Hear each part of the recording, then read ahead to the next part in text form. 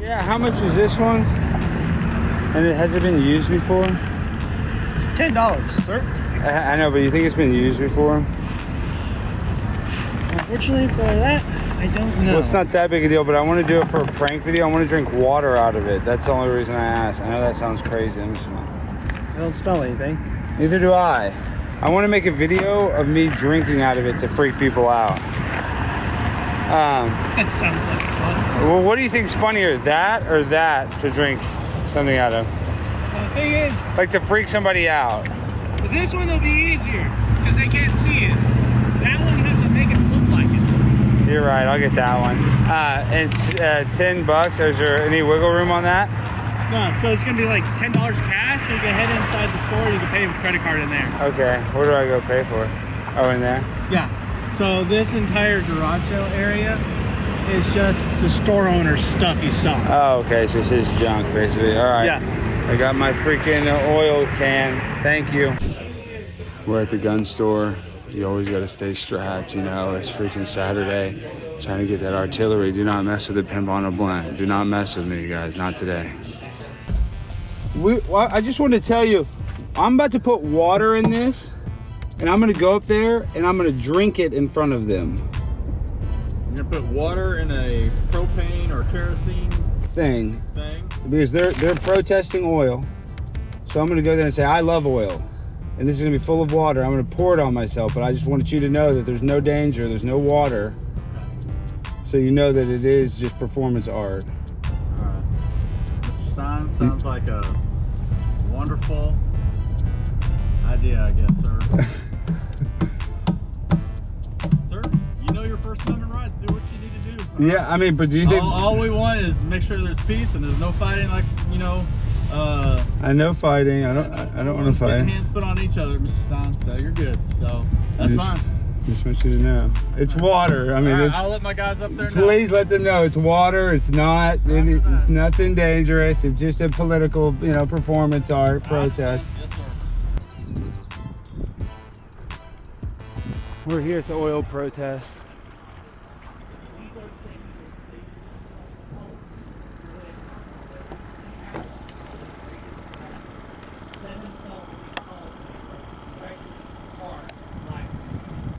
All right, we're here at the oil protest. I just want to say I love oil. Oh. I love oil. Thank you. Thank you. I love Have a it. great day. I love oil. I love oil.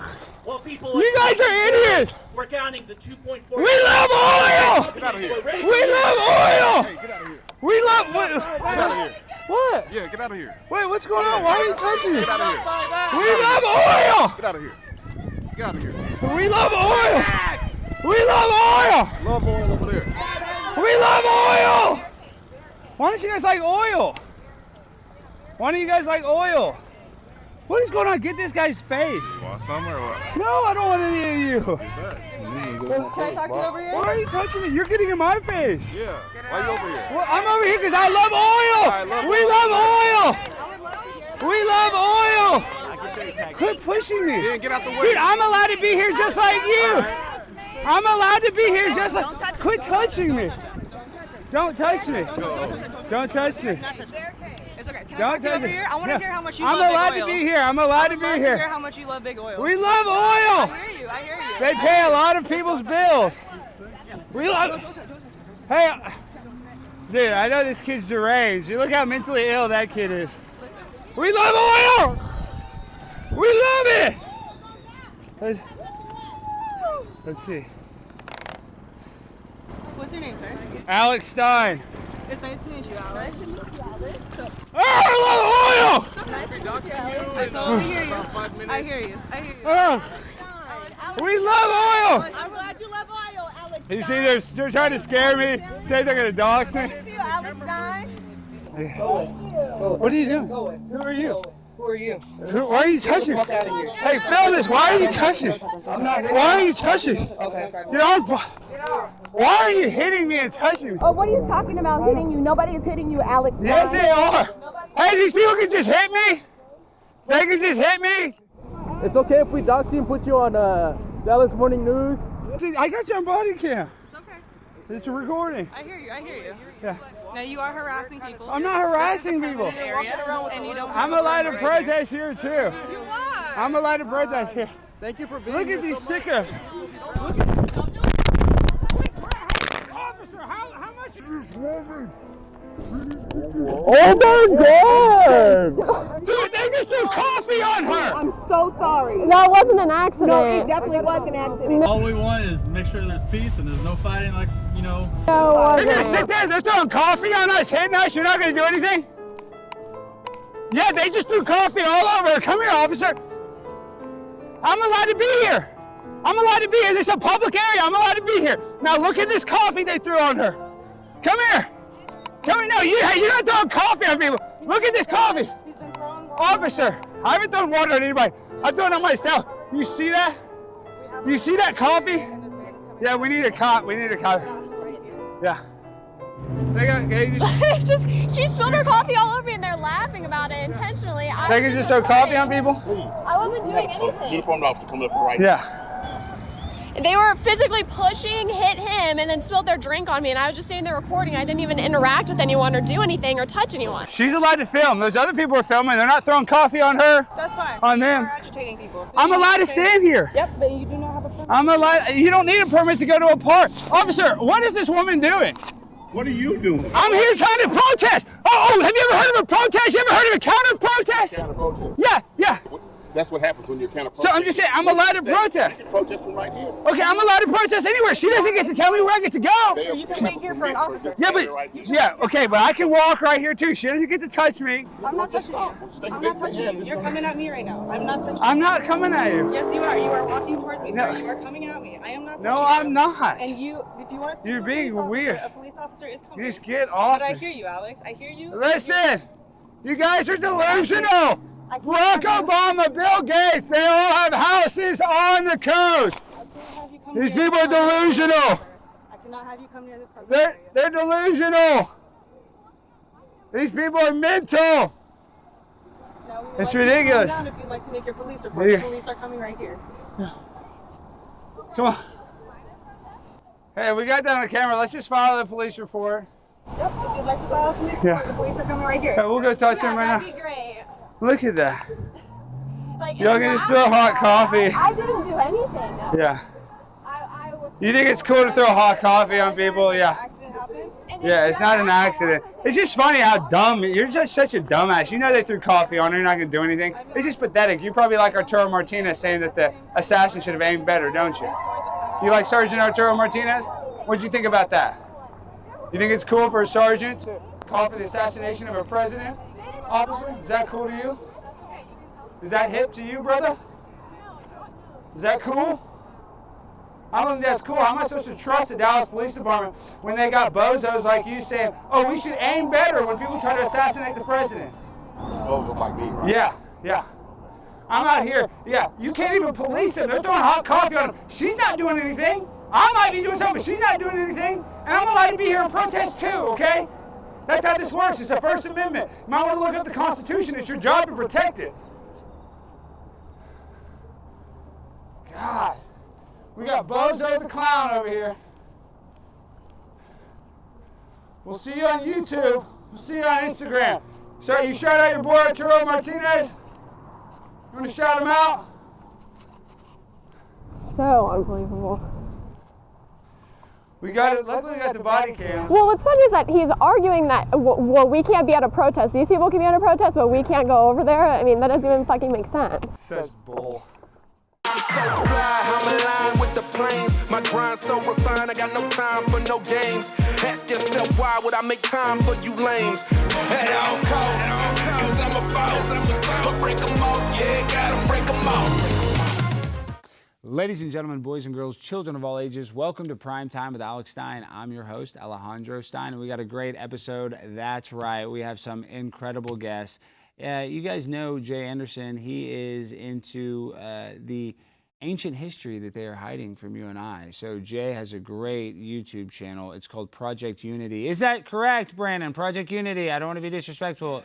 Yes, it is. And it is a good YouTube channel. I do subscribe there. I just forget. It's called Project Unity. Sometimes I think it's Unity Project. But listen, we're not here to talk about what the name of his YouTube channel is. We're here to talk to Jay Anderson about what knowledge they are hiding from us. So you guys do not want to miss that. We also have the one, the only Dania Vizzi, and you don't want to miss that because we get busy with Dania Vizzi. So you guys are going to enjoy this episode. But you know, you guys just enjoyed that clip of that climate protest. Can you guys believe that? Why would they act like that? Why would they treat me like that for just, you know, liking gas? We wouldn't even be able to have the clothes on our back if it wasn't for the petroleum industry that basically drives every other industry that creates the products that and food that we eat and use. So it's absolutely ridiculous that they would treat me like that. It wasn't very peaceful, you know what I mean? I thought these people were all about being peaceful, about being accepting.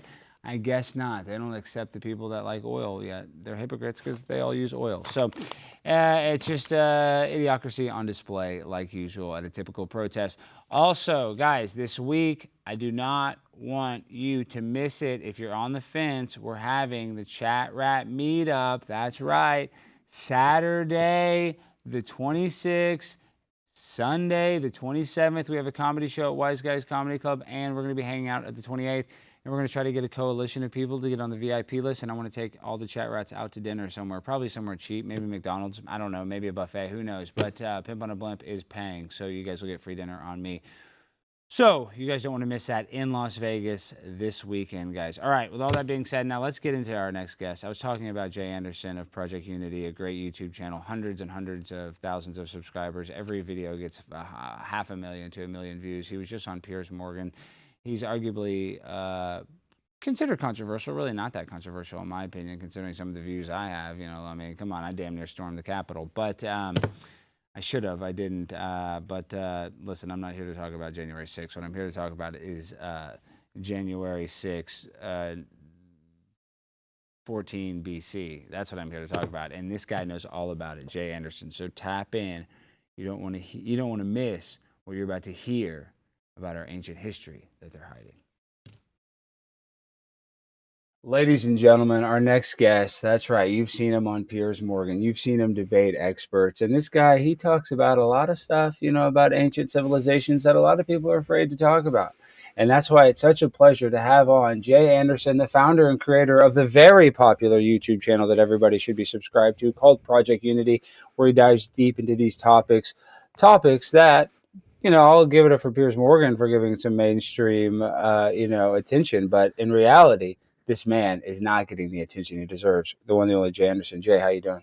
Alex, it's a pleasure to be here. Thank you so much. What a kind introduction.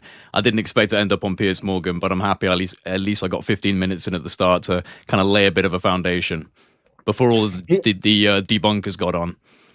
Well, you know, people think I'm so insane because I'm like, you know, our timeline is not right. Like, if you think, right, I don't think that is such a complicated thing to think that it's not actually the year 2025. That somewhere, you know, it's like I don't know why that is so hard for people to tell. Now, how big the discrepancy of time is, you know, that's up for debate. But the idea that, like, you really do think it is 2025, I mean, it's just, I think that's laughable, right, Jay? Yeah, well, I mean, like, kind of in general anyway, like 2025, it kind of gives almost the implication of that's the only amount of history we have. Now, obviously, we all know that we go much further back than that in general anyway, but the implication is still there that, you know, this idea that we have only ever got to this position in this time period right now. And I think that one of the most interesting things about prehistory, the study of prehistoric structures and architecture all over the world, not just on the Giza Plateau, which has caught the attention recently, but all over the world, is you see evidence of something that's a lot more advanced than what we're given in the Stone Age kind of narrative that, you know, we're taught in school.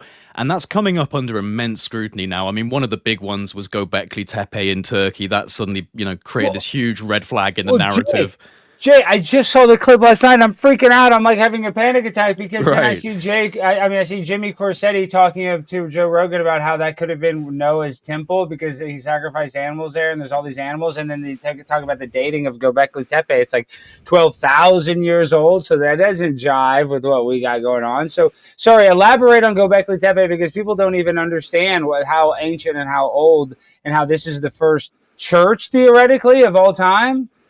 Yeah, I mean, Göbekli Tepe is the world's oldest known megalithic site. So it's built right after the Younger Dryas cataclysm, which was around 12,900 years ago. So about 12,900 years ago, a sudden disaster hit, possibly a comet impact. It plunged the Earth back into a deep cold, wiping out animals and ecosystems, and potentially even a rising civilization, because just before the Younger Dryas cataclysm, there was a very interesting window of time that we don't really think about. But Göbekli Tepe was built basically just after the cataclysm, and it's a very interesting site. To some researchers, it looks less like the start of civilization and more like the survivors trying to remember what was lost, and it was intentionally buried by whoever constructed it, which is very interesting. But like the whole thing with Göbekli Tepe, which makes it very important, not just being the oldest megalithic site in the world, is that previous to discovering it in that region, we assumed it was just hunter-gatherers, very simple, living in animal skin tents and foraging for berries and killing, wild boar and deer and that type of a hominid, that type of a human existence. How they would be able to then create this gigantic megalithic structure with precision stonework and, calligraphy and motifs all designed all over it. And of course, the biggest is the celestial alignments and the fact that these are aligned to the equinox and the solstice. So, it showcases an incredible knowledge that completely debunks and contradicts this whole kind of hunter-gatherer narrative of that particular region. But it's not the only place. There's places all over the world that just completely contradict the Stone Age, Neolithic, hunter-gatherer type of existence. And I think that there was something happening, and I'm not alone in this, even Plato, the great Greek historian and philosopher, would argue for this, that there was something going on before that Younger Dryas cataclysm 12,900 years ago. Something else was happening on this planet. And I think we're just looking at the shattered remnants of that now. It's a completely shattered puzzle. And to just kind of finish off, not just shattered by, huge geological trauma and global cataclysms, but by the rising civilizations and the type of control structures that have come around in our time period. There's been a lot of suppression deliberately of our history as well. So you have to balance it out between natural disaster destroying so much of our story and, vested interests controlling that story from here on out. Well, I know history's fake because 9/11 happened in my lifetime. I remember it vividly, but in a kid's lifetime, man. I'm saying they can see as many videos of it and they still don't remember. It's not as bad. So like what they tell us, obviously in the history books, is just what they want us to know, because like we don't even remember the most terrible things that happen. We can remember it wrong. So, I'm such a conspiracy theorist. I don't want to, I don't know how deep we want to get in the woods, but like when it comes to the idea that our ancient civilizations were stupid and they were just dummies, yet that they were doing high tech stuff. And before we even get into the pyramids, but like, I think it's even, they had better technology recently. So I know that gets, like I'm such a conspiracy theorist and I want to get into the real stuff that you're an expert on, but like I'm a World's Fair conspiracy theorist. How the hell did they build those badass World's Fair stuff without a F-150 pickup truck? House, these builders couldn't build a house across the street without a pickup truck. I mean, you're telling me they didn't have and it's like 1901 or whatever. It's before the assembly line, and they're building these huge buildings. I mean, it just seems to me, and then they tear it down. I just don't think our history is right. Like even New York, I think New York has a history and potentially a city underneath New York. People think I'm crazy, but I mean, there's a subway. I don't know, but I just think there's a lot underneath this. But this is also what the uncertainty causes. It causes us to reach in every direction for a form of answer, because we know that what we're being told is not actually the truth, and so we all look for answers. And I guess the issue with like the online space, navigating that, is that especially in the kind of so-called conspiracy theory world, is that every idea is given some form of elevation by at least some form of a group, so you get a lot of echo chambers. For any bullshit theory, I'm saying you can find some sort of evidence for any bullshit. Right? But the issue with that as well is that hiding within the bullshit is extremely important information, and people that don't navigate these spaces and don't know how to kind of differentiate between what's bullshit and what's really good information, the people who are skeptical and just living their lives and kind of hear about it from their uncle at the dinner table or whatever, they don't understand how to differentiate between what is nonsense that they're told not to believe in by the New York Times and what is actually really good alternative research. And I think that's one of the things that I would like to, believe I'm trying to do is finding this information that's very much laughed at, whether it's UFOs or, psychic abilities or underground cities in Giza, and try and give it a level of understanding where it's not just laughed away, because there are things to be taken seriously here and there are things to laugh at the same time. And we have to be able to divvy up between those two. Did they have electricity? Is there electricity in the pyramids, in your opinion, from your research? Well, I mean, this is the thing, man. So the pyramids are made out of materials that are what we call piezoelectric. So they naturally can produce electricity under mechanical stress. And a form of mechanical stress is acoustic vibration, so sound waves. And what's really interesting about the Great Pyramid is the King's Chamber is acoustically designed to perfection. We know this. This isn't like some conspiracy. They've studied the acoustic design of the actual structure itself, and it's very much tuned. I want to say to 110 hertz, but I can't remember specifically. But they very much know it's tuned. So the acoustic architecture, not just in the pyramids, this is one of the things I'm kind of obsessed with, to be honest, in prehistory, is the deliberate architectural design that influences acoustic sounds. And then when you apply the fact that they're not just influencing acoustic sounds in these temples, but the temples are made out of materials that, when applied with acoustic stress or mechanical stress, activate these piezoelectric elements of things like granite, and it's the quartz inside the granite. It's like quartz crystal, right? So quartz crystal naturally produces electricity. What you find in the King's Chamber is the whole King's Chamber is made out of these absolutely gigantic rose quartz granite blocks. And I mean, we're talking, I want to say like upwards of 50 tons, like these incredibly huge blocks. And this is in the center of the pyramid. So they had to lift these things up and place them into this incredible kind of encasing of the so-called King's Chamber, where you have this sarcophagus, which is, again, made of rose quartz granite, molded out of the floor. And it's plain and it's boring, but it's functional technically. That's the thing that's very interesting about the pyramids in general, is the fact that, and I've been to Egypt and I've traveled across Egypt, and I've been to a lot of the dynastic temples, the temples that were taught about in school, the dynastic periods of Egypt with the pharaohs reigning. And you see hieroglyphs everywhere. Literally, this is one of the things that you can just say is archetypical of Egypt, is that all of the temples, no space is left. There's just hieroglyphics and symbols and color everywhere. The Valley of the Kings, the Valley of the Queens, where they buried the pharaohs and the queens, amazing, adorned with gold and calligraphy. And then you go into the pyramids and there's nothing, not a single symbol, not a single hieroglyph, okay? So this is running in complete contradiction to what the Egyptians were doing based on every dynastic temple we have available to us. And they didn't write about it other than like a very vague reference in the pyramid text, which is like an extremely vague reference. So there's not really any sort of mention of what is essentially the greatest achievement of their culture, in their history, which is very strange. But to go back to what you were saying about electricity, they've done experiments on the pyramid, even going back to like the 1800s, where someone would stand on top of the pyramid with a broken glass bottle with like a wet tissue inside it, and static electricity would start sparking from the top of the bottle, because it does have this ability to draw up electromagnetic energy from the base and essentially discharge it from the top. They've actually measured that with imagery. So you could imagine that when it was in its heyday, when it was in its prime, this thing was encased in this kind of limestone encasing. It was essentially like a glistening diamond in the middle of the desert. Probably be able to see it from space with the amount of reflection off of that incredible limestone casing. And then you have these properties of the materials that it was built from that are naturally energetic, naturally electrical inducing. And then again, acoustic engineering is also involved in the pyramid, and that's a trend that follows across all of these different prehistoric sites. I recently, not to get too off topic, but I recently got back from a trip to Malta. I filmed a documentary there, which I'm in the process of trying to put together whilst dealing with all of this crazy Giza madness, and that's one of the places in the world with the highest concentration of prehistoric megalithic sites, these big stone building sites. In Malta.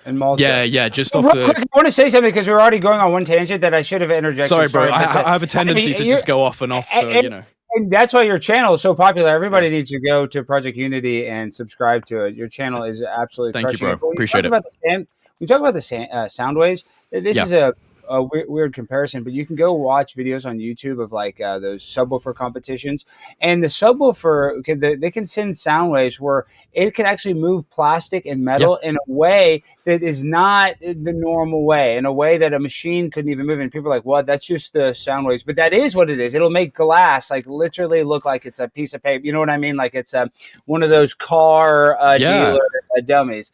So there is some sort of power to sound. It has you know what I mean? So the idea that we couldn't get energy from sound, I think that would make sense. That might be our first way to get energy. So yeah, I like that idea. And obviously harnessing the sun, it's aligned with the celestials.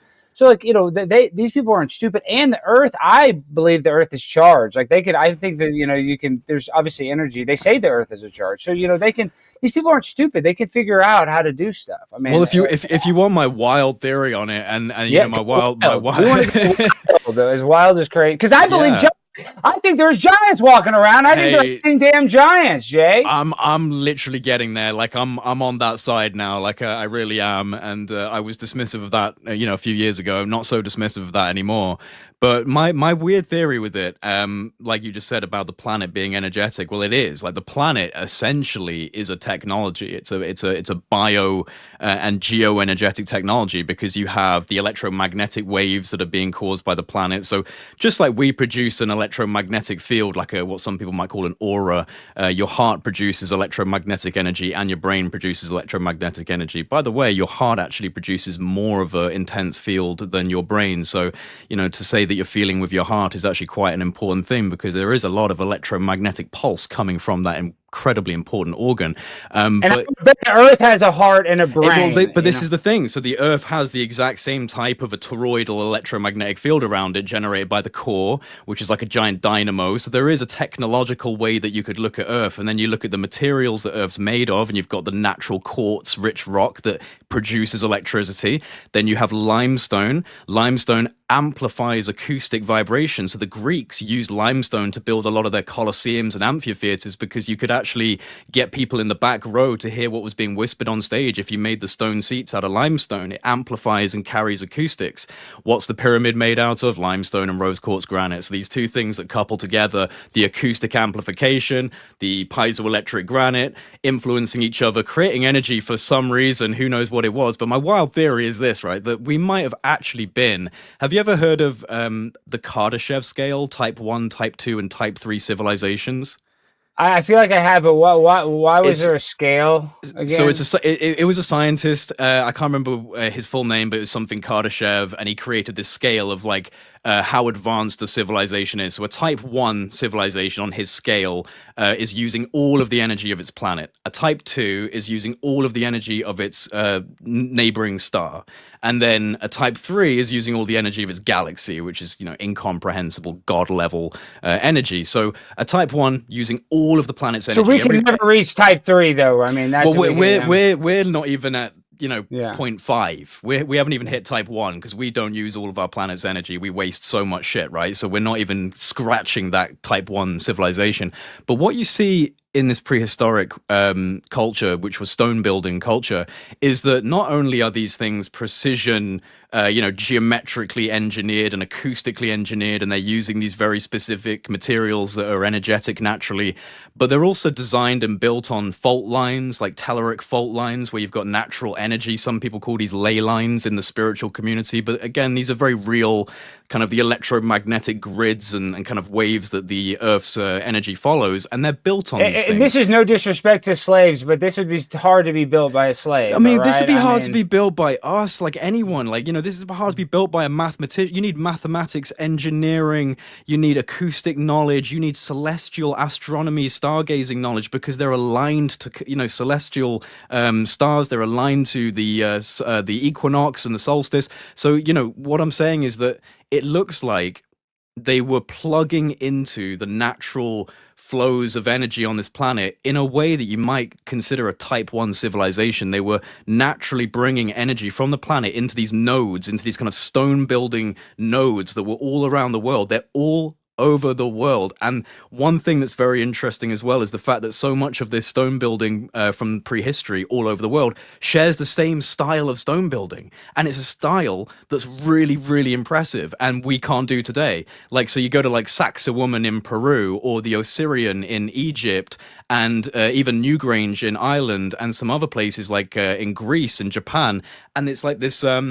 You've probably seen it before where the stones are so huge and they're put together like puzzle pieces and they fit perfectly. And there's no... They can't even remake the gargoyles in New York City. Dude, much that's less, what I'm saying. That's what I'm saying. Those are incredibly complicated, but even the less complicated stuff in New York, they can't recreate. No, and like a lot of the cultures from these places where you find these, like, for example, Peru, Sacsayhuaman, which is incredible, one of the most amazing sites in the world.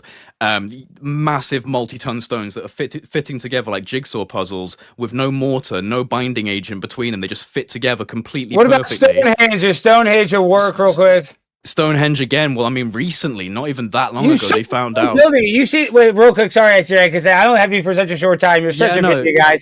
Cool. You know, you see those pictures and they said, "Oh, we had to redo Stonehenge or whatever." And I'm not saying it didn't exist before those pictures, but those pictures are kind of they have those huge cranes using it. Yeah. I mean, it seems incriminating to me, but I mean, I agree. There's so many more cooler things than Stonehenge too, in your opinion. So, what's your 2-second Stonehenge opinion? My 2-second Stonehenge, I mean, it was rebuilt and, it was found in a pretty much collapsed state. But one of the interesting things they discovered recently was that one of the stones, or two of the stones, the blue stone, was brought all the way from Scotland. So you're talking about a seafaring journey with these multi-ton stones on boats from Scotland all the way over to England in prehistoric Stone Age time. So, like, none of it makes sense, Alex. Like, literally, this is the thing. It's kind of, before we go, it's kind of insulting. It's gotten to the point now, and I think because of the availability of information, and especially with AI, you can kind of put things in and get weird answers and find interesting facts. It's getting to the point where it's actually embarrassing. It's like, wow, we've been treated like absolute idiots. The idea of this kind of like, Stone Age, where they were just throwing rocks at each other, and actually, they're building precision, celestial-aligned, acoustically engineered temples that interact with consciousness and are using geoenergetic materials. So, what's going on there, bud? I know it is weird. Okay, last thing though, you look at this. We talk about they don't want to. You're on Piers Morgan. Why is it so hard for us to be able to do more research on these sites? And then also, I think that I saw Jimmy Corsetti. Love Jimmy Corsetti. He's a great guy, though. I don't know your opinion of him, but I like him. No, I like him. Yeah, we're good. Yeah, but they said that they were building some structure to look at Göbekli Tepe that was actually messing up Göbekli Tepe. So stupid. That's what we would do, to make it a theme park or whatever, to make it an archaeological site. They have to put, bleachers there so we can look at it, and that causes damage. So, what is your opinion on that? Yeah, well, so this is the big thing with Göbekli Tepe is that so much of it is still underground. So much of it still hasn't been excavated. And there's now some very strange third-party ownership through the World Economic Forum with... Göbekli Tepe? I didn't even realize that. Yeah, Jimmy was the one that really dug up on that and found out that the affiliate company that kind of like is now in ownership of Göbekli Tepe is under the World Economic Forum umbrella. So it just adds another level of like, okay, and now they're paving over areas that haven't been dug up yet to create public footpaths for the bits that have been dug up, which means you can't dig that up again.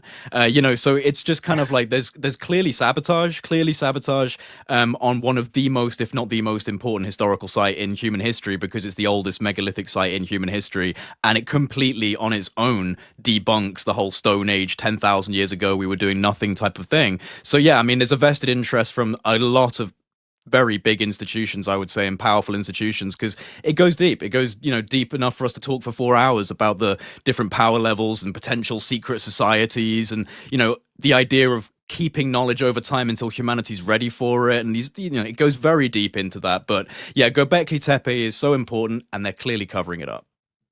Okay, so and this is the final thing. What is I know you just kind of speculate this. In our timeline, I know you don't know this, but kind of where are we? Like, do you think there was a reset within our timeline? And do you think the Smithsonian's hiding stuff? Do you think they're hiding that? Like, what? I guess, in your opinion, and when it comes to our history, what's the biggest thing about our history that you feel that they're lying about?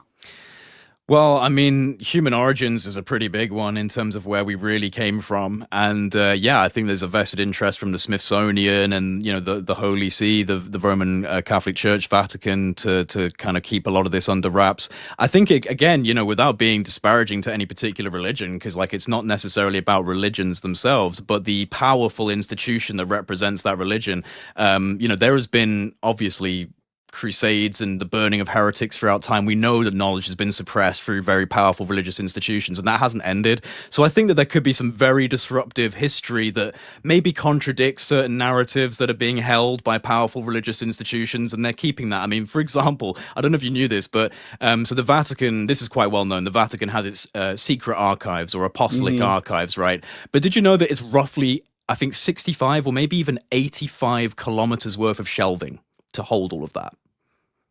And this is some of the greatest, works in the history of humanity. And you can't access it. You're not allowed to access it. Even a scholar has to have a very specific reason to access a very specific subject. So it kind of operates like a special access program in the US government. You have to be briefed. You have to be a very specific discipline. And then you get access to that thing that you're requesting. You never get access to the full amount. So we're talking, again, 85 kilometers worth of shelving for all of the historical facts and historical knowledge that they've got, and you don't get to see it. How is that even legal? I don't know. I don't agree. I don't agree with it. I mean, and the Roman Empire is, you think that they would want that history out unless there was something they're trying to hide. And something powerful. Maybe the vested interests of today don't want us to know that we were once more powerful than we are right now. And maybe there was a golden age on this earth, and they don't want us to know that, because that would empower us, I think. That would empower us to want to get back to something so profound. So maybe there's a really, really big secret about humanity that they're keeping from us because it would, it would embolden us. That is very true, and they do not want to embolden us. They want to keep us down no matter what. Well, Jay, thank you so much. And before you go, can you shout out Project Unity and tell the people how can they find you and support you? Yeah, absolutely. And thanks again, Alex. Been really cool speaking to you, and happy to come back, or you can come on my show. We can talk for longer if you want to get into the real weeds on it. But yeah, people can find me primarily. I'm terrible with my social medias. I really need to be, better with the business managing mind. I've got no TikTok or Instagram, but if you find me on X, it's I can't do it, dude. You got, because Jimmy's clips do well, and you're in a similar thing. I know. You got to be on. Your YouTube's crushing. Everybody, go Project Unity. I'm telling you, every video is almost 500,000 views. You're dominating. Dude, you're doing really well. Saying, thank you, man. Everyone's saying the same thing about getting on there. But yeah, if you want to find me on X, it's at the Project Unity, and if you want to find me on YouTube, it's just Project Unity. And I appreciate you subscribing and supporting and keeping up. Everybody, go support Jay Anderson. Go watch his Piers Morgan clip. That was awesome. Thanks, man. I guess, I don't know, what do you want to call it? History pilling? What is it? Because it's not red. Yeah, I guess you could call it that. Yeah, we need to find like a nomenclature for that, right? Like history pilling could work. All right. Well, guys, everybody go follow Jay. Peace. Thank you, guys. Well, isn't Jay an interesting fellow? And he had a great debate on Piers Morgan, so everybody needs to go check that out. So shout out to Jay Anderson. Now, all right, our next guest. That's right, Dania Vizzi. Now, Dania Vizzi is a gold medalist. She has competed in the Olympics. She's competed at the highest level in, shooting shotguns. In what is that called, Jimmy, when you shoot a gun in the riflery, but she shoots a shotgun, so that can be confusing. So we get into her shooting history, and we even get into her love life and what it's like to be a top-level competitor looking for love. So you guys are going to really enjoy that. So with all that being said, here's my girl, Dania Vizzi, and we're about to get busy. Ladies and gentlemen, we have a very special guest. That's right. We have a gold medalist from the Pan American Games in 2023. She's not only a very talented shooter, she is also a fabulous dancer. She was a ballerina, so she is a Renaissance woman with a great resume. With all that being said, we want to welcome on the one, the only, Dania Vizzi! Vizzi, what's up? Do they have any cool nicknames? Because that last name's so cool. What do they call you? Vizzi what? I already know that they have some sort of cool Vizzi nickname. No, not with the Vizzi, but in high school, I got nicknamed Shooterina because I was still dancing and shooting at that time, and that has stuck with me throughout my entire career, even though I don't dance anymore. So Shooterina is my nickname. I think I saw that on Wikipedia. I think it says on Wikipedia. But they don't call you, like, I figured the girls like in high school might be like, oh, that's Busy Vizzi. She's a busy, but you know what I mean? Or I don't know, Vizzi. No, Shooterina stuck, but I do love Vizzi. I love my last name. I get DJ sometimes because they use my middle name. I'm not sure why. I'm one of the only athletes where they use my middle name, but it's Dania Joe Vizzi. So people call me DJ Vizzi or DJ. So Wow, that's cool too, DJ. You should go by DJ Vizzi. But yeah, obviously, I like it. the shoot arena is working well, though. Okay, so tell me this, though. Okay, first, I really appreciate you coming on. I do mean that, but I have to ask you a very a pointed, tough question. You won a gold medal at the Pan American Games. Now, I was looking up the Pan American Games, and basically, it's just like the Haitian Olympics, right? Do they even keep score at the Pan American Games? I mean, does it really count as a win if you beat a bunch of illegal immigrants, Dania? I mean, does it really feel? Are they even allowed to have guns in South? I mean, does it really feel like a win beating those poor people that don't even have homes and stuff? I mean, the ones that shoot are pretty cool. Yeah, but I mean, it's North America, South America, everybody shoots. But the Canadians can't shoot either. Can the Canadians shoot? Yeah, I mean, they don't the ones have that guns? practice every day, but I mean, they're not the Americans. Like we could say that. We always dominate the Pan American Games, but it's a good opportunity for us to go there, dominate, get our Olympic quotas, so then we can go to the big stage and shoot there. I know I sound like such a hater, no, but I'm just teasing you. It is obviously a very big accomplishment, and I know when you're facing all the South Americans, tell me about them though. Like, do they? You know how they have the Olympic complex? Do they have kind of a similar one? I'm sure for the Pan American I am Games. actually in Peru right now, shooting the range that we shot at the 2019 Pan American Games for a World Cup, and I was in Argentina last week competing at a World Cup. So I'm going to be in South America for a little while. So. Oh wow! So you're always there. So are you staying at like the 5-star hotels? Like where are you staying, or are you staying in like the like Olympic Village type place? So when we were here for the Pan American Games, we stayed at the Olympic Village, and it was not very glamorous. It never is, not even at the Olympic Games. So yeah, I know. So saying at the Olympic Games, they had like IKEA furniture that was breaking because everybody was having sex apparently, and it was. Yeah. IKEA furniture would have been nice. It was actual cardboard. I have video. I'll have to show you the videos, but I have videos of like knocking on the bed. It's actual cardboard beds. Wow. Like it was insane. Food was horrible. So actually, I've had better food at Pan American Games than I have at the Olympic Games. So, oh wow! Wow. So we'll give it to South America. They bring some good food. We have good ceviche down in Peru, so we're living life. Yeah, you would have to like more than just chicken tenders to eat the food there, though. I feel like people now, their diets, they don't want to eat a lot of exploratory foods. They get. I was in Cancun, Mexico, and I thought I'm a beast. I got sick as a dog. I had my first day there, so I'm just saying, are you ever worried about this before a big match?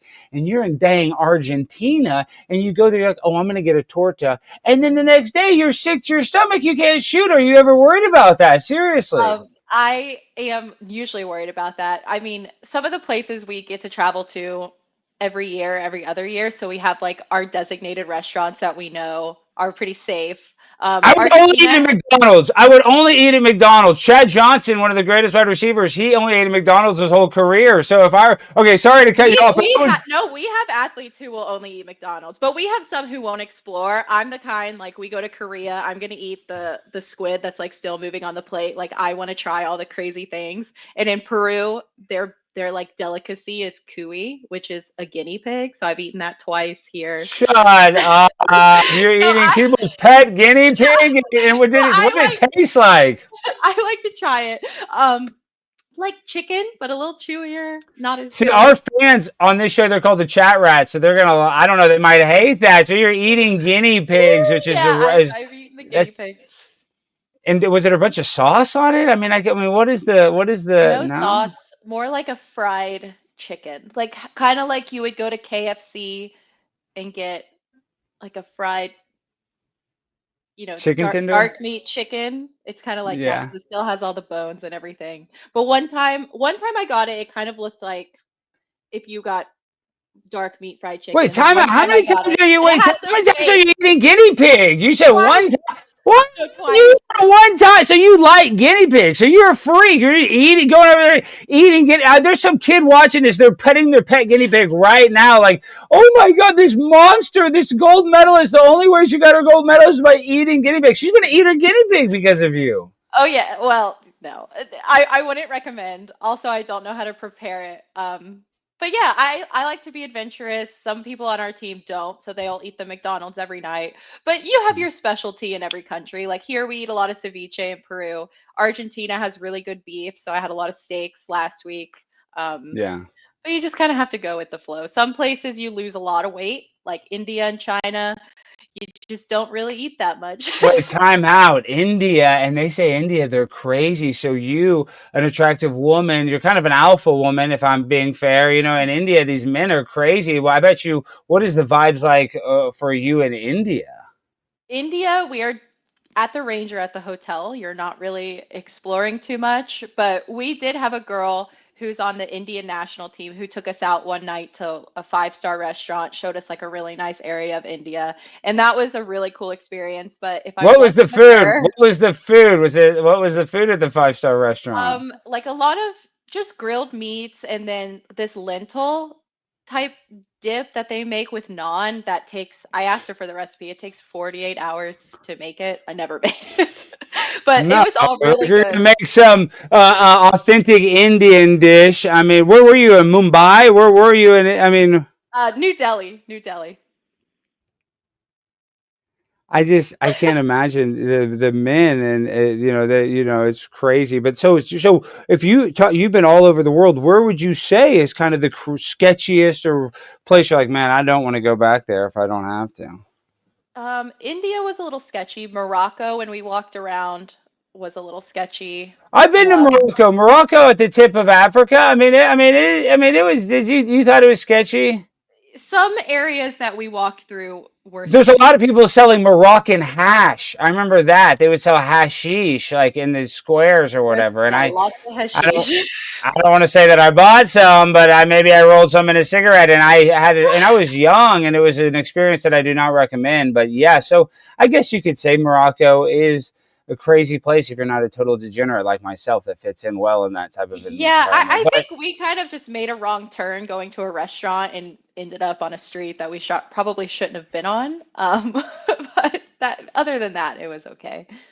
Wow. Well, you've experienced the whole world. You've won. So I guess now, and I don't even need to pull up his picture. We'll just edit the guy's picture. And what's the guy? Is he from Turkey? That's the most famous guy from the Olympics. Did you ever meet that guy? He went viral.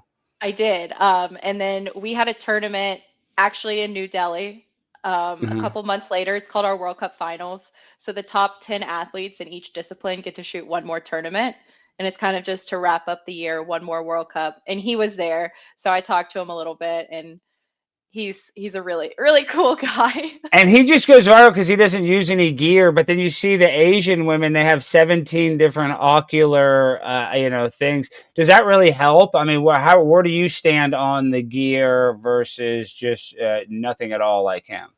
Yeah, I shoot shotgun competitively. So I don't shoot rifle and pistol, which he's a pistol shooter and they use all of that gear. So I wouldn't know if it helps or not. I mean, in shotgun we use glasses, but just like tinted glasses depending on the lighting, just so you can see the targets a little easier. But we don't do all that high tech stuff. What about pads though? You get to wear, you wear some sort of kind of shoulder harness or anything, don't you? I mean, that seems no, nothing. We really? wear a vest that has like our country and our name on it that we have to That's wear. it.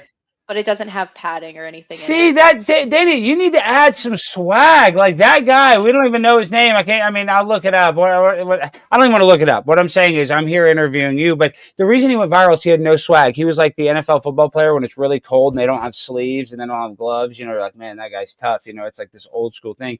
You need to do something, but maybe new school to go viral. Like, what could you add to the shotgun that would be like, what's the John Daly? If the John Daly is a golfer, it's like the most famous golfer. Is he the best? He's good. He's won some majors, but because he's so eccentric, people like it. How can we make you more eccentric so you can go viral next time? a couple of times have gone viral just for doing like crazy trick shots with shotguns. So I'll like shoot targets over the head or behind the back. I've seen that. I've seen the trick shots. People like your trick shots. Yes, that But in is shotgun, cool. there's really nothing that we can take away to make you look more swag. Like we don't have anything high tech like that. Like we need the gun and we need the ammo. And You need to have like Apple Air, the Oculus goggles or something, or the 3. I don't know what, but we got to do something. You yeah, should like. we used to train with like the Nike strobe glasses when they made those, but I think they discontinued them because I don't know, it was messing with some people. But that was something cool we used to do. But we don't have that stuff like rifle pistol does. And Like we don't have that swagger.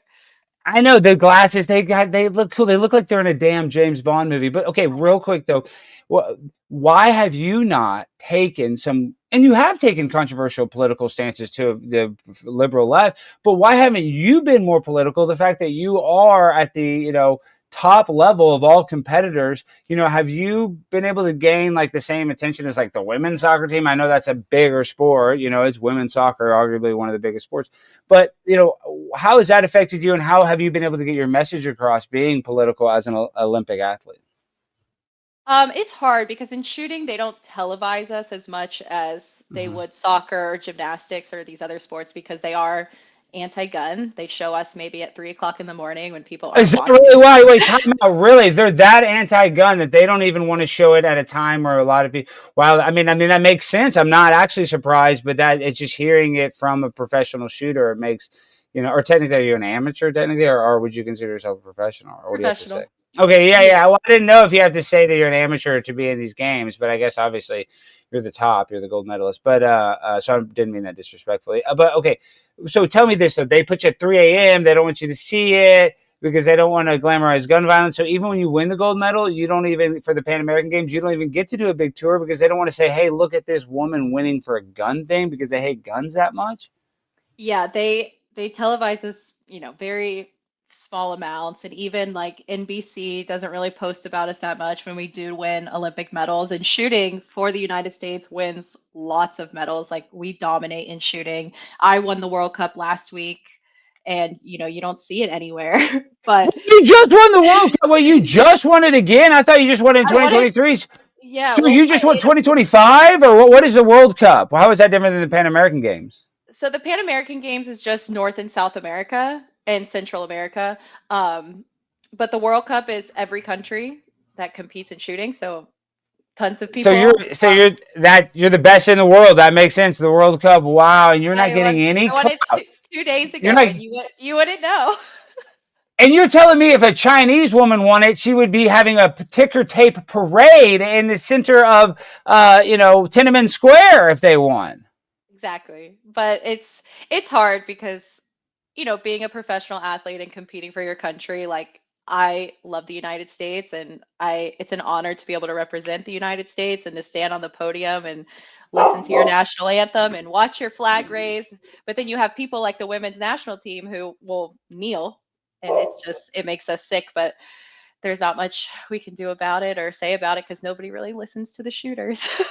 Wow. Okay. Well, now talk about an instance where it's obvious. Sorry, my dog's going crazy, but it is obvious. I think we know this, that men have an advantage against women, a biological advantage. And even if you wanted to have like that weird liberal, like leftist, I think it was Mark Cuban that just said this week that women don't have a real advantage. Okay, maybe in long distance running. I mean, if any physical sport, maybe potentially a woman could run longer than a man, maybe, and that's still debatable. My point is there is a physical advantage. Now, I don't know how big that difference between men and women is in shooting, but in Olympic sports, you have what is it? Hameen Khalif winning the women's division that has biological male chromosomes, I believe. So, I mean, are you worried about the threat of a man beating you? And what do you think about that problem overall? Well, obviously, I think it's an issue because men do have biological differences to women. Like they are going to be faster, they're going to be stronger, and I think it's unfair, and not only unfair, but it's a safety issue in a lot of these sports to have men beating up on women. Like it's just the fact that this is even a question that we're talking about is insane to me. But we haven't seen anything like that in shooting yet. But I mean, I would kind of be scared to shoot against me if I was a guy. So. Well, you know, it's funny. You know, it's funny, and I hate to tell you this, and I hate to tell you this, and this is not coming from a place of disrespect. This is coming from a place of love. Leah Thomas, a transgender, did more for women swimming than any woman has ever done for women swimming. I'm just saying, because, and nobody even talked about it. Nobody even knew about the tournament, the day it got full coverage every week, more coverage than it's ever gotten, because why? A transgender did it. So sadly, the best thing for your sport would be if a transgender joined, and then everybody would be talking about your event. Oh, there's a transgender from Russia, or not Russia, but they wouldn't have that. But you know what I mean, from a foreign country. It would be the biggest news story, and then you would get to go. Then you'd be Riley Gaines, and then you'd be a superstar. So we need to get a trans person to do this. We need this. I've said that many times. I'm like, we need that for shooting. Like, we just need that one thing that makes us blow up, and then everybody's like, oh, shooting is an Olympic sport. This is so cool and it's so fun. And there's so many people who love to shoot who don't even know about the Olympic disciplines, and it would just, get so many people to shoot our game and see how great it is. But no, I think it's just because sometimes the women kick the men's butts, so they don't want to compete against us. Wow. Okay, what do you think about that, though? Now, this is another hard question, and a good friend, Sam Hyde, he's so funny. I don't know if you're familiar with him, but he has just, and other people have said this joke, but he has this legendary rant about how if you get pulled over by a woman, you better be wearing a bulletproof vest because she's going to shoot you. It's just, that's just how they're going to pretend it, or they're going to try to grab their taser. They're going to think they're grabbing their taser. They're going to grab the gun and they're going to shoot you. That is what a female cop does. And he goes on this funny rant. My point is, what do you think about women and guns? I'm not saying they shouldn't have guns, but I mean, I'm not saying women should vote either. But you know what? I'm just kidding about that. I do believe women should vote, and I do believe women should have guns. But where do you fall on that, women and gun safety? Like, do you believe in that stereotype that female cops are sometimes trigger happy? I wouldn't say that, because I've trained men and women in shooting, and I actually think the men are more unsafe than the women when I'm teaching them. I would agree. I would rather teach the women because they're so much more conscious, and they're not just like, oh, I'm a guy, I should know how to shoot. Like, I'm more scared normally when I'm teaching men. See, that makes sense, because men are dumber too overall when it comes to like risk. Like women are emotionally smarter, but when it comes to like taking risk, men are more. And actually, women pick it up quicker than the men do. I think really? I think they just like take direction a little bit more. Like in shooting, I think guys just think it's something they should already know how to do because it's kind of a manly sport. See, I already feel emasculated in this interview. Like, so what do you have? A Beretta shotgun? What do you have? What are you sponsored by? What shotgun do you have? I shoot a Pirazzi. What is that? Some sort of $20,000 gun? What is it? It's mostly made for clay shooting and like upland game. They don't make any like automatics or anything like that.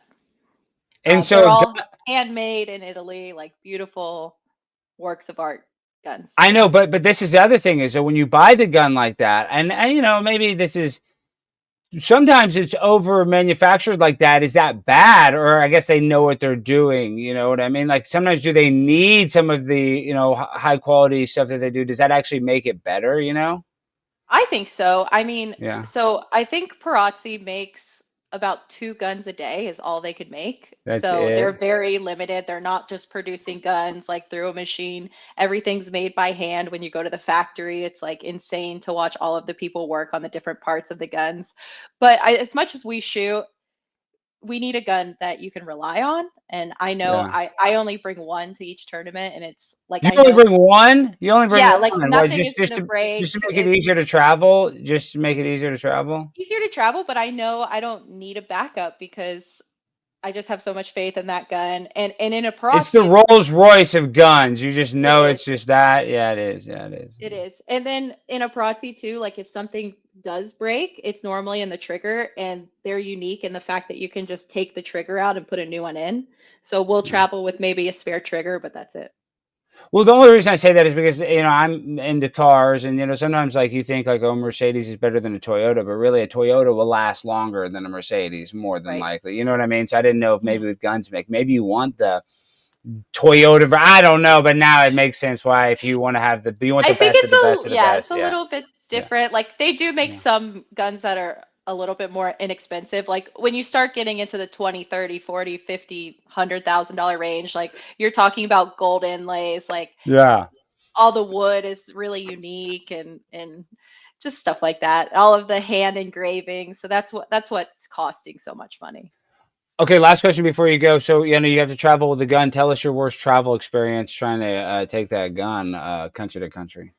Actually, it's normally pretty easy, but coming from Argentina to Peru was, I mean, it's on my mind because it happened yesterday, but it was really tough. Like they had us open the guns 3 or 4 times to check the serial numbers, taking pictures of every little thing. It was a little sketchy, and it took 4 hours, and they had to hold the plane for us. And there was like 2 other teams on our plane as well, so the whole You mean plane was before they let you?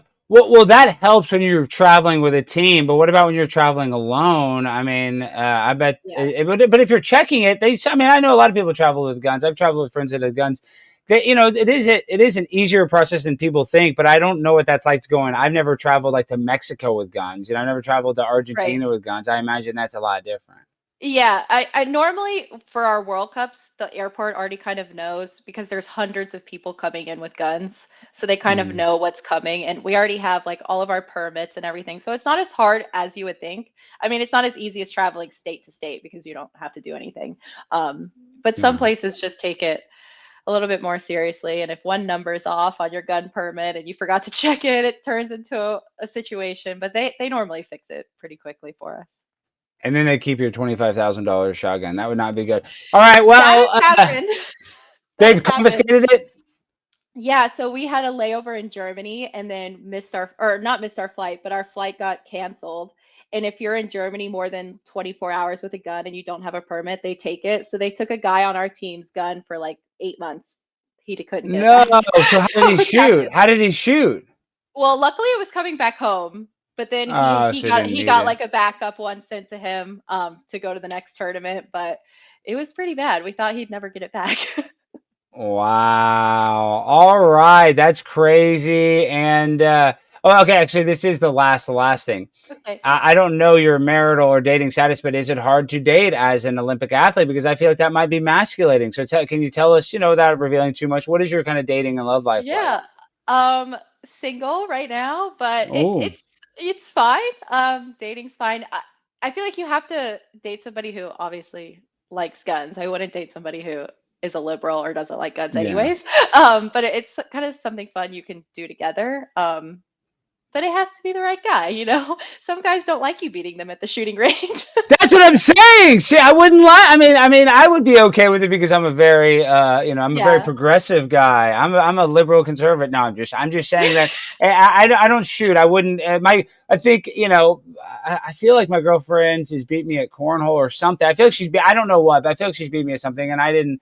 You know, I think it was a beer pong. Maybe she beat me at. My point is, I didn't love it. You felt bad. I'm saying I didn't love it. It is what it is. But imagine shooting.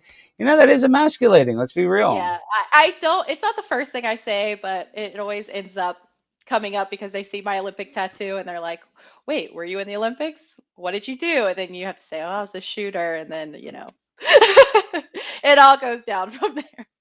Wow. Well, thank you so much for joining us. And before we go, tell the people how they can find you and how can they support you. And World Cup gold medalist, guys, right off her fresh victory last week. It's such an honor. But how can they support you and find you?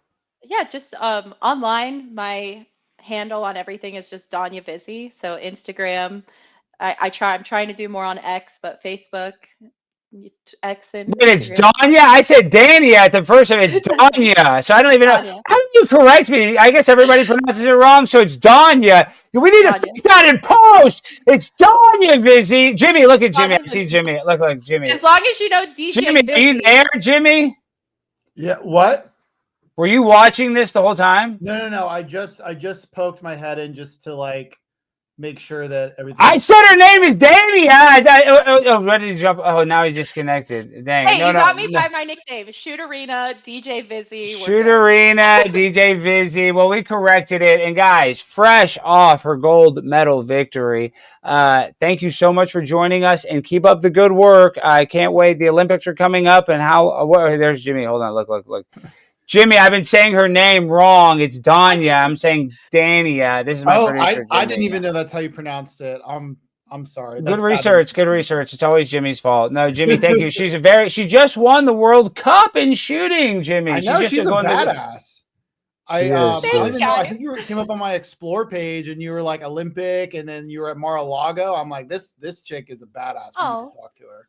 Thank you. Thank you guys for having me. This has been really, really fun. This is a fun. Jimmy, but she says she is single, that it is kind of hard to date because she is a little emasculating, that she's the gun girl, she's, it's tough for these men. Yeah, you have to find the ones that like shooting, and then normally if they shoot, they hunt, and then they know I have all the good hunting spots, so maybe they're like, oh, I should date her. Will you ever meet it? But what about this one? What about this? The last question. You ever meet the guy that likes guns too much, and all of a sudden he's like, hey, you want to go build a cabin in the woods? I know how to build a grenade. I know how to build this. I looked at this website. I know how, if you just have a few fuses, you like fireworks. I like fireworks. I hate the FBI. You hate the FBI. Next thing you know, you're driving in a bus full of, fireworks going to the damn FBI headquarters in DC. Ever meet one of those type of guys? Meet, yes. Date, no. So I've definitely met people like that, but I've never been on like a date with someone like that. Well, I got somebody I could set you up with. All right, guys, thank you so much. It's been a great interview. Jimmy, thank you for booking it. Everybody, Dania Vizzi, DJ Vizzi. Peace, guys. Thank you. Dania Vizzi, isn't she a superstar? She deserves to be on the Wheaties box, all right? I mean, come on. But I'm thinking about transitioning to a woman and beating her because, come on, there's no way a woman can shoot better than me. She says she shoots better than men. I doubt it. Maybe at, I don't know. I don't want to make a sexual joke, but she's not better at shooting. I mean, is that even possible? Can a woman shoot a gun? Is that legal? I don't think it should be. I think we should actually make it illegal for women to own firearms or shoot them. All right. So thank you to Dania Vizzi. Thank you to Jay Anderson. It was a great episode. And you know how we end every episode, guys. We end it the same way. But before we do that, I got to remind you, Chat Rap Meetup this weekend. We want to see you in Las Vegas. Let's get crazy. April 27th. We're going to be going wild like a bad stepchild. And there was a point where my dad remarried and my mom. So I've been a stepchild and I've been a bad stepchild. So for me, it's a very personal thing. So if you want to have a personal moment with a pimp on a blimp, I'll see you in Las Vegas this weekend. All right, guys, time to end the show the same way every time with that freestyle finale. DJ, hit that beat. Yo, got the cigar in my mouth. Don't give a damn where you're from. With your lady, I like to, not gonna say it, cause a nun is watching this. She is praying to that rosary. She doesn't know what is next to me. A Hispanic man with a tattoo. He looks like a gang leader, cartel. I don't give a damn. Throw him in jail. All right, guys, I'm Primetime 99, Alex Stein. I love you guys. It's been a great episode. Peace.